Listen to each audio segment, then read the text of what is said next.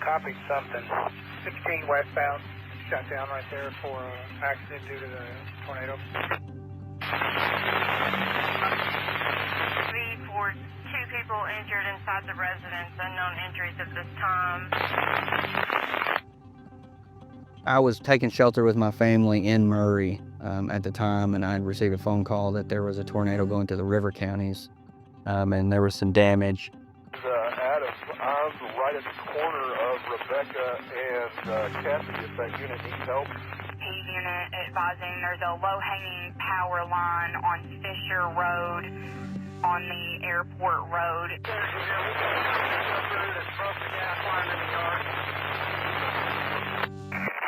10-8, I'm going to try to look at this cat and try to allocate resources. Do you know anywhere that has an immediate need? It was very, very windy, a lot of rain. I could feel it pushing up against my cruiser as I was trying to drive. Got in that to leave and go help in the Ballard area that got hit by the tornado. Inadvertently drove into one coming into Callaway. Lucas Rice there. He's a trooper with Kentucky State Police, and on April 2nd, he found himself sheltering in his cruiser as a tornado passed by. I just want to help people.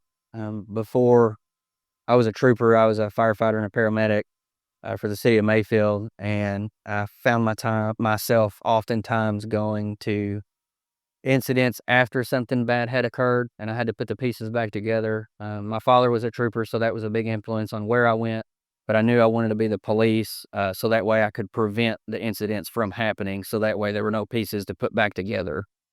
So I just wanted to keep people safe and protect people. Rice is one of dozens of people across the region that are first on the ground when an emergency hits. This week on the Crossroads Suncast, how those teams coordinate and cut through the noise when you need help. And how news teams work as a partner to keep the community in the loop. I'm Bryce Patterson.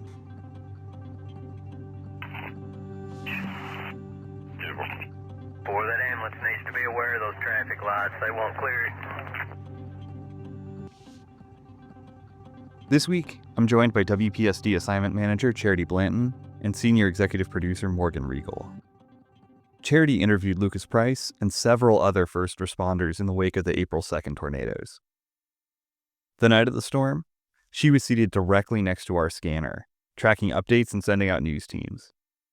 That's a chaotic space with a ton of competing voices. The scanner was going absolutely nuts.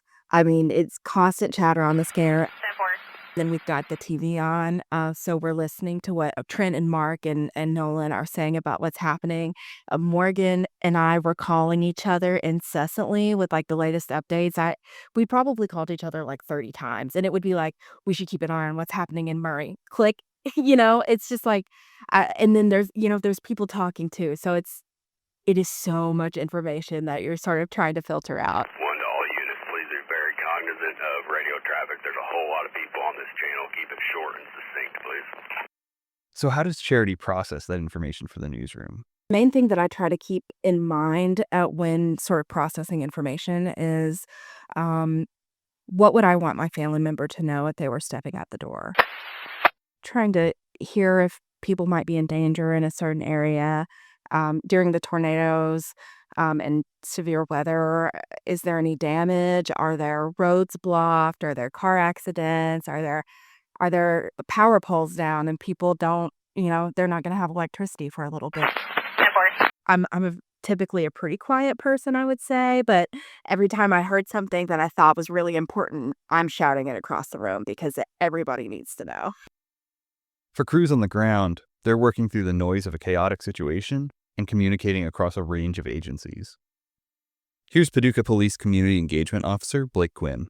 The role of dispatchers are they are the central point of communication for every agency in McCracken County, whether it be the Paducah Police Department, the McCracken County Sheriff's Department, all the fire departments. So as that information comes in, they're the first person to receive that information and to push it out. So they serve a key role in the ability of sharing information across the agencies. So if another agency does need assistance, or if we have an available unit and they're tied up, then we can move to make sure that the people in danger can get the help that they need. And ultimately, we're having conversations with the sheriff's department. We're having conversations with emergency management, the Red Cross, the Salvation Army, to make sure that all those resources are lined up in the event something terrible like a flood does happen. Major storms cause damage across communities, and responding means coordinating efforts and stepping into a range of different roles. Here's Kentucky State Police Trooper Sarah Burgess. On Wednesday, we had troopers responding to welfare checks, checking on people who may be stranded by the side of the road, or we saw visible damage to their homes, just checking the areas where we knew there was damage to make sure everybody was safe and accounted for. We also had a lot of traffic hazards called in and reported to us that included trees down, power lines down, water over the roadway. So we made our responses to those areas to either assist with electric companies in making sure traffic was flowing or stopped for them, and assisting with the highway departments and putting up barricades and maintaining that traffic. That means processing a lot of information and working together to make sure the response is seamless.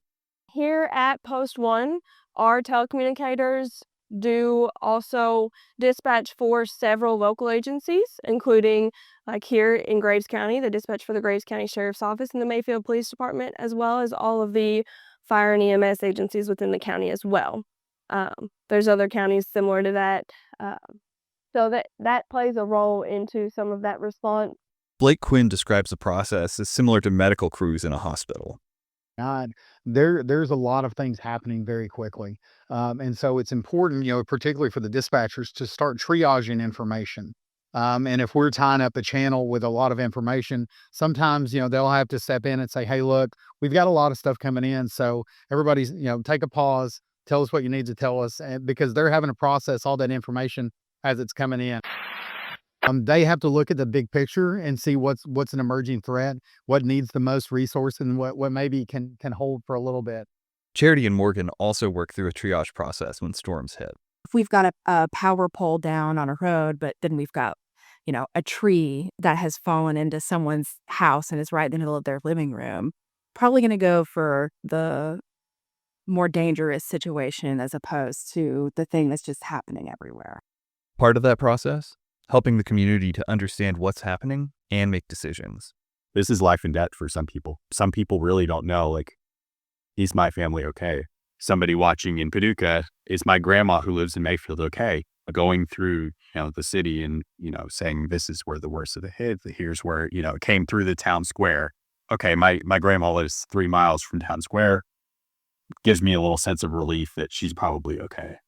Charity and Morgan also need to balance the safety of news teams and other complications once they're out in the field. We held back a lot of our crews until the storm passed through, because even though it had hit in some parts, they were going to be traveling into the worst of the storm to get to the part that was hit the hardest. So it was waiting for it to pass through, seeing, okay, the storm is gone. Where do we need to be? Taking a step back and saying, okay, we've got 3 crews. Where is the worst of the damage that we need to go cover? And sometimes there are barriers in covering that. Like in Ballard County, we couldn't get into Ballard County the night of the tornado last week because roads were shut down. Here at the station, our weather team is tracking the radar, but that doesn't necessarily show the human impact on the ground. The night of the April 2nd tornadoes, Morgan spent 3.5 hours in the control room. That's a little booth adjoining the studio, where directors and producers work to support on-air talent during live newscasts. For those who aren't familiar, they're what we call wall-to-wall in TV, which is basically they're all-weather, until the event ends, because there are lives at stake in this situation. So whatever's on TV, whether it's our newscast, whether it's, Wheel of Fortune, whatever, we're taking over the programming because it's that important to, watch out for people. So the weather team's in the studio, all 3 of them, they're going back and forth between, radar and velocity images, all kinds of different, ways to track the storm. They're tracking debris. If they think there's an actual tornado on the ground, they're looking at whether there's a debris signature that can kind of indicate, okay, there is a tornado on the ground. Morgan's working to provide the weather team with additional context and visual elements. My role is to just be an extra support for them that can, take a step back and, okay, look at, we just had a big storm roll through Cape Girardeau. So I'm communicating with Charity and the newsroom to figure out, okay, how bad was whatever happens, and communicating that to the weather team because they're so focused on what's happening right now. And, the storm may have passed in Cape Girardeau, but there's another one, rolling through West Kentucky. So they don't even get a chance to take a breath and look at what has happened, in events that they've been covering all night. When we get a picture into the newsroom, that's kind of the weather team can pull that up and say, okay, this is, they're actually getting eyes on what, they're tracking on radar. They're getting a real look at what it is that they're tracking. Sometimes that means providing specific warnings so we can broadcast those on air. One time I got in their ear and was just like, okay, the McCracken County Sheriff's Office says they're seeing widespread damage. They're asking people to stay off the roads. And, it could be as simple as that, just a little quick update that the weather team can announce because there's thousands of people watching us. All units be advised, we've received a message through NCIC for a confirmed tornado over Midtown Paducah near Park Avenue, moving east at 50 miles an hour for advisement only. Obviously, the work of these teams doesn't begin when a storm hits. Crews were on the ground preparing for last Wednesday's storm days ahead of time. In that case, they were doing double duty, preparing for both tornadoes and flooding. Here's Rob Estes with McCracken County Emergency Management, speaking with us ahead of the worst flooding over the weekend. So what we try to think of is the absolute worst case scenarios. And so we try to over prepare for everything, because if we're prepared for everything, then when it happens, it's a lot better. And we have the resources available now instead of waiting for, everything in the declarations and wait for everything else to go through that way. We just want to be prepared today. Yeah. And so swift water teams, we're trying to get swift water teams from the state to come down here and stage today for possible swift water rescues tonight. Now, we have swift water teams here in the county, but they, could easily get overwhelmed with the number of swift water rescues we may have. We may have none. If we have none and they get to sit and watch TV and wait, that's great. Part of that planning, coordinating with nonprofit organizations like the Red Cross. So we're communicating with them and working with them. We've got the Salvation Army.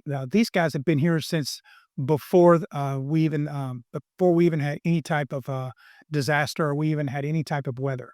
They were here getting set up. So we're communicating, working with them, getting things set up, for that just in case we may need them. The Salvation Army's been driving around and feeding the workers that are on the road that are working out there. Charity and Morgan also work to stage crews ahead of time when we're expecting severe weather. And when severe storms roll in, it's all hands on deck at the TV station.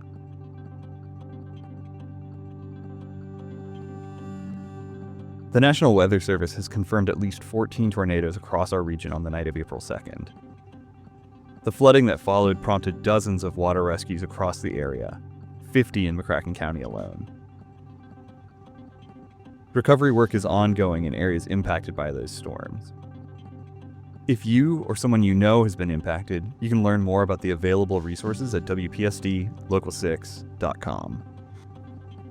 Reporting for this episode by Charity Blanton, Ethan Patterson, Carly Dick, Jaron Von Runnen, and me, Bryce Patterson.